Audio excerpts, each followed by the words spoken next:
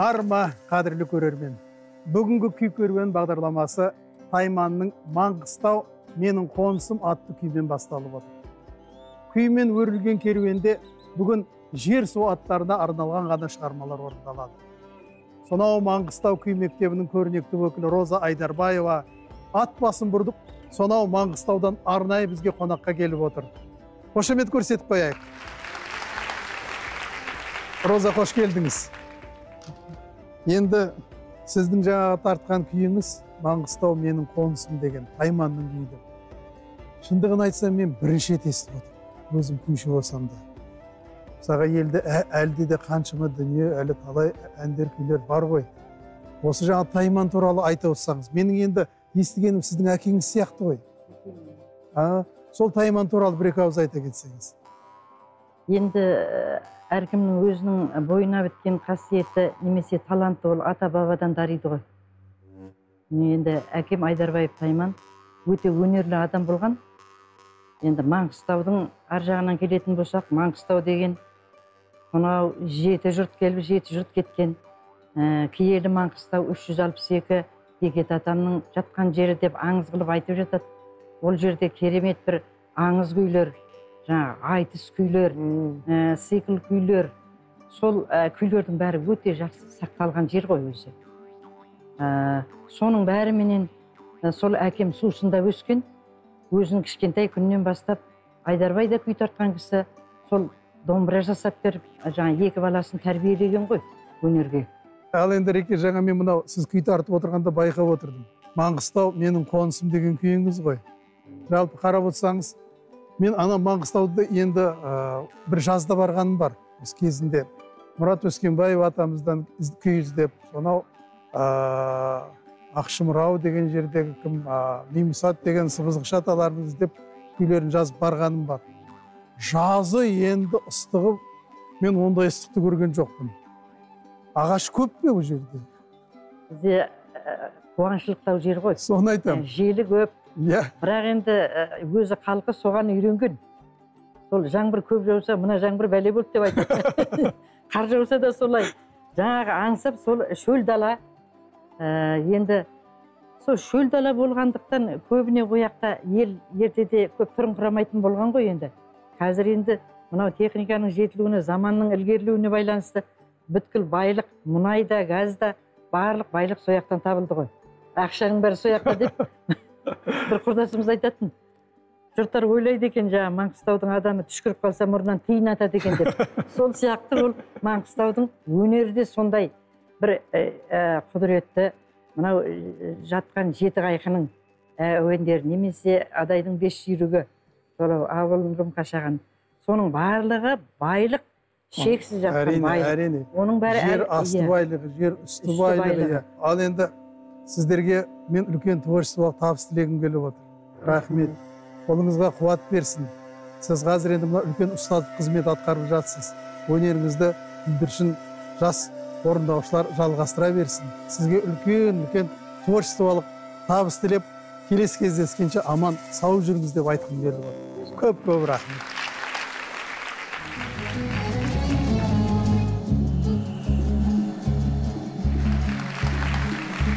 Бөкей ордасы Нарын құмында дүниеге келген рухты ақын Махамбет Исатай батыр көтерісінен кейін туған өңірінен кетіп, нағашыларының ауылын паналап жүруге мәжбүр болады.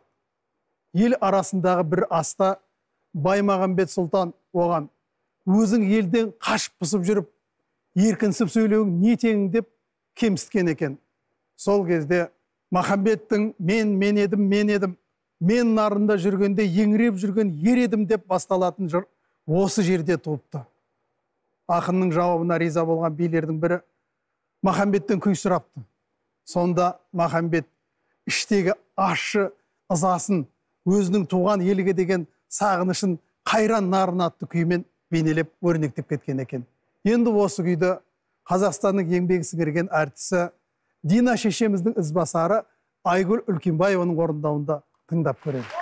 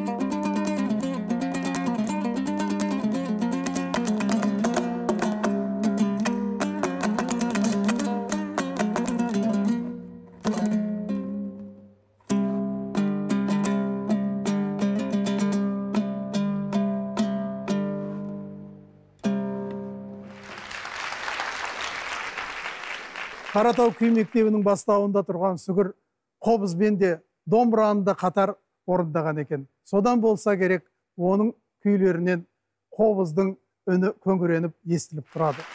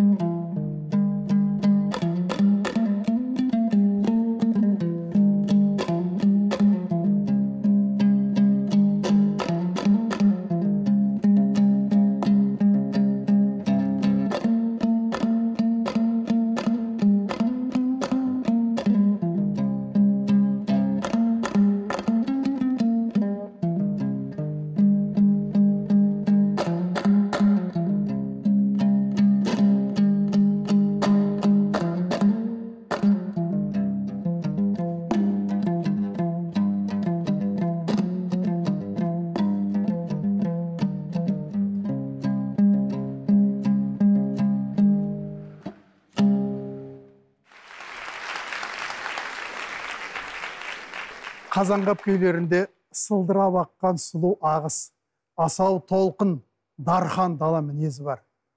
Табиғаттың тылсым күшін күй тілінде керемет өрнектей білген композитордың бірі осы Қазанғап болады.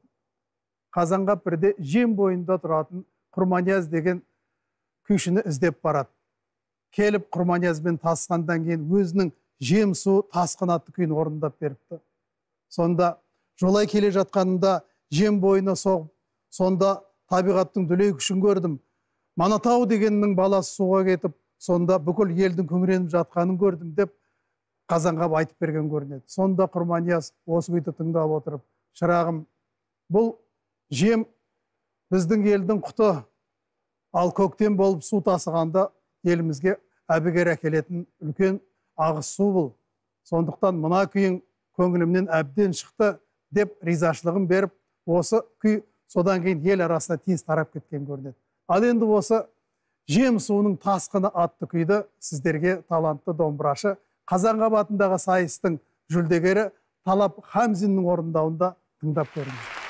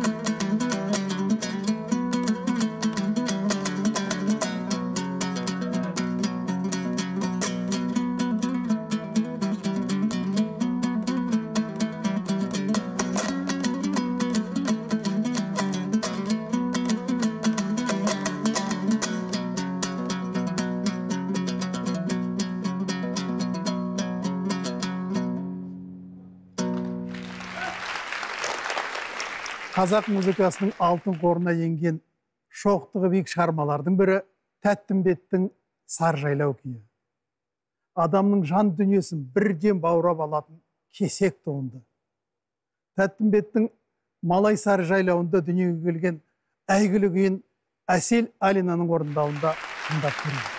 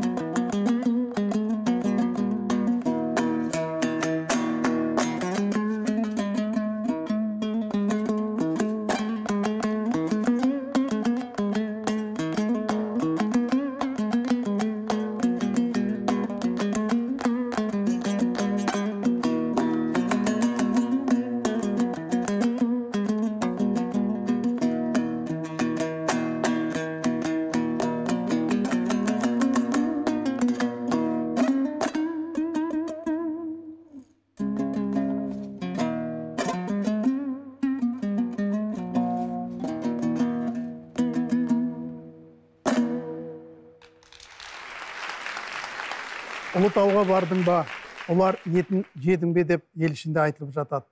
Қазақтың жер үйгі іспеттес болғанда осы Ұлытау мекені. Атақты Кетбұға да хан алдында баласының өлімін естірткен де осы Ұлытауда дейді. Ал енді осы Ұлытауға арнаған күйін абыз күйшіміз, дарынды күйшіміз Шәміл Әбілтаевтың орындауында тыңдап көрелік.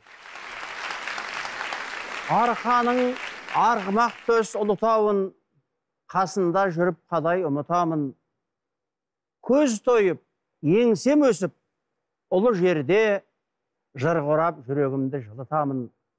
Айнала көктеңізге ұқсайды екен, кең дала көсем тауды қыспайды екен.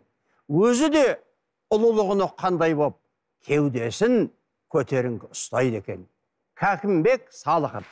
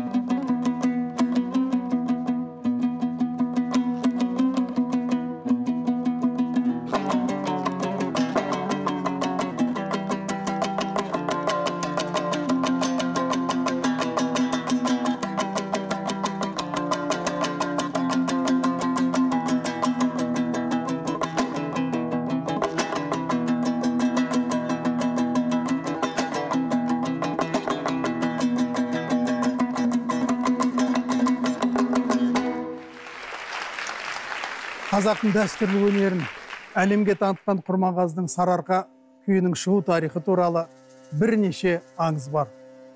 Солардың бірінде атақты Құрманғазы күйші Тәттімбеттің, яғни Сарыарқада болып, соған тарту ретінде осы күйін орындап берген екен дейді. Қуаныш пен шаттықтың, еркіндік пен ерліктің жаршысына айналған бұл күйді Құрманғазы атындағы Қазақ ұлттық халық аспаптар оркестрінің орындауында бірге тамашалайық. Күй керуенінде келесі кездескен ағайын.